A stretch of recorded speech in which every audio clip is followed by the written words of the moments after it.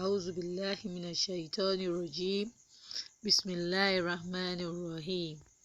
Dear students, you are welcome once again to our e-learning class. Assalamu alaikum wa rahmatullahi wa barakatuh.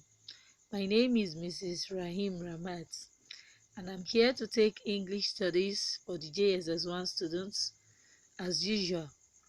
Our topic for today, inshallah, is guided composition, where we'll be looking at informal letters. And our book of reference is NOSEC, New Oxford Secondary English Course. This topic can be found on page 124 of the book, Behavioral Objectives. At the end of the lesson, students are expected to be able to write the key, that is, note the key points that are to be used or that are very important as far as informal letters are concerned. And two, students should be able to write a very good informal letters. In our previous lesson, we treated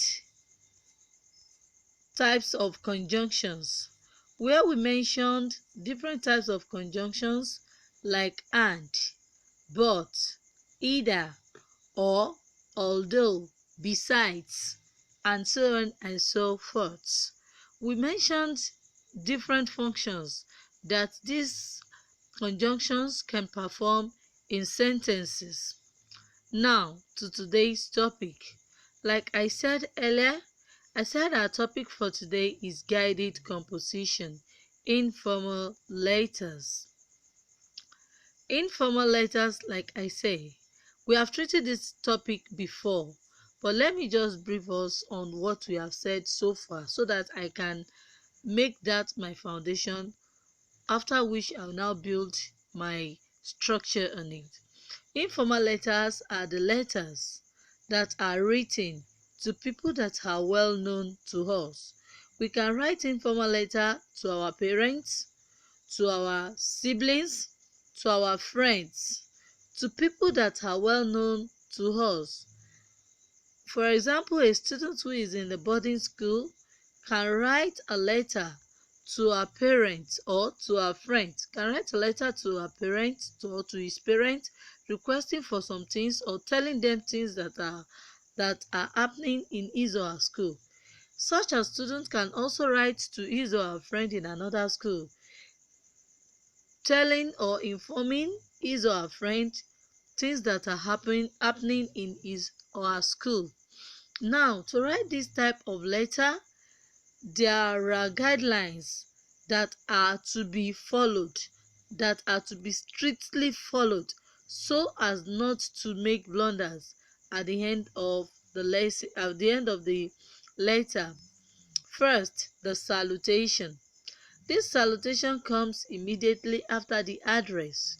Note, in informal letter, you are only required to write your address, that is the address of the writer, to be written at the top right corner of the page in which you are writing the letter. It requires one address to be well punctuated. It can be written in block form or in slanting form. We have treated this before. I'm just saying it for the purpose of a reminder, as a reminder, so to say. Now, the salutation, like I said, salutation should be simple, that is, simple greeting. We can use any of the ones we are seeing on the screen, like dear. It can be dear mother, dear Bisola, dear Abdullah, dear Ramat, and so on and so forth. We can move further to say my dear mom, my dear dad, my dear Abdul Kabir, and so on and so forth. As well, we can use dearest, depending on the relationship that is between you and the recipient of your letter. Also, in informal letter, we are allowed to use the short forms, that is choosing the apostrophe to indicate a missing letter within a word, like am instead of I am. You can use your instead of you are. You can use can't instead of cannot. You can use didn't instead of did not, and so many other examples like that. This is only allowed in informal letter. If you are writing a formal letter, it is not allowed. If students should write such, he or she will be penalized for using such in a formal letter. Also, formal letters to your parents or older relatives should show more respect than the ones written to your friends or your siblings. And then when you are writing letter to this category of people, you are to avoid slangs as much as possible. What are we saying here? What we are trying to say is that if you are writing a letter to an elderly person, as a well-trained student or child, you are expected to show respect in the tone of your letter. You don't just write anyhow to an elderly person, since you cannot just address them anyhow, had it been you are there in their presence. So that respect should also reflect in the letter you are writing to either your parents, your uncle, your auntie, your teacher, somebody that is older than you, as in an elderly citizen. Also, try as much as possible to avoid expressions like I hope you are 50-50. I want to drop my golden pen. All these are meaningless. They are archaic. They are no longer in vogue. Don't use this type of expressions when you are writing your letter, to avoid losing tangible marks. And also, use simple, clear English when writing your letter. What do we mean by this? Use expressions that is well known to you, that you can defend. Expression that anybody that comes across your letter can easily read and understand. Don't use expressions that are ambiguous, expressions that can be confusing, so as not to confuse the recipient of your letter, as well as not losing tangible marks in an exam situation. Apart from this, limit your use of slangs and put it in quotation even if you need to use it. You can use the simple quotation as you can see on your screen, and you can use the double. Anyone you use there is accepted. If you have to use slang at all, you must put it in quotation. If it is not put in quotation, then you'll be penalized for using a colloquial language. Apart from this, in your subscription to an informal letter, you can use any of the following that you are seeing on your screen. You can use yours sincerely followed by comma. If you are using yours sincerely, that letter Y should be written in the block form, that is capital letter Y, and then sincerely small letter s, comma, followed by your name, only your first name, then full stop. Yours sincerely, comma, Ramat, full stop. You can also use with lots of love, comma, that with should be written starting with capital letter W. Then you end it with comma, after which you put your name on, that is at the next line immediately after that, with lots of love, or yours sincerely, and then you end it with full stop. Using that full stop means you have ended the letter and nothing more is to be written after it. You can as well use yours affectionately. If you use yours affectionately, as I have said earlier, the yours, capital letter Y, and then you finish it with what? With comma. Then the next line you write your first name, yours sincerely, comma, then Abdullah, full stop. then that means you have come to the end of the letter.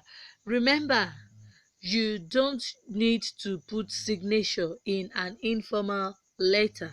When you write an informal letter, it does not require your signature. If you write a signature there, then you'll be penalized. It will be ranked against you, and you have to lose substantial mark for doing that.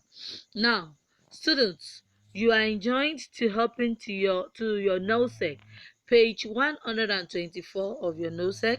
This topic can be found there for more explanations, illustration, and whatever instruction you need to know. Now to the summary. My dear students, we have talked about informal letters, the guidelines that are supposed to be taken note of when writing an informal letter. I talked about the salutation, the forms the salutation can take.